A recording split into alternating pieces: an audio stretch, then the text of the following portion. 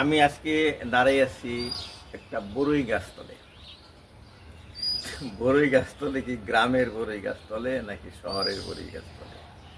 না, আমি আমার আমার যে বাসায় থাকি এই বাসার ছাদের যে বড়ই গাছ সেই বড়ই গাছতলে দাঁড়াই আছি। এই বড়ই গাছটা আবার কি বড়ই গাছ? এই বড়ই গাছটা হচ্ছে টক বড়ই গাছ, শুকা বড়ই যেটাকে বলা হয়। তো এটা কিন্তু এই বড়ই গাছটা কিন্তু আমি লাগিয়েছি 10-12 বছর আগে কথা আর কি। তখন এটা আরো বড় ছিল। তো তখন এটা আবার সেটে সেটে খাটো করে রাখছে। দেখেন যে কাণ্ডটা যেই বোঝা যায়, প্রতি বছর কেটে দিই। এই যে এবার কাটছিলাম যেখানে, এখান থেকে আবার যেখানে কাটছিলাম এখান থেকে দিচ্ছি। তো তখন এটা আরো উঁচু ছিল। তখন আমার শাশুড়ি এবং আমার শ্যালকের মেয়ে মেয়ে তখন ক্লাস 9-এ বা কোথায় কোনো ক্লাসে পড়ে। ছাদে এসে দেখি ওই আমার শাশুড়ি বড়ই পাচ্ছে।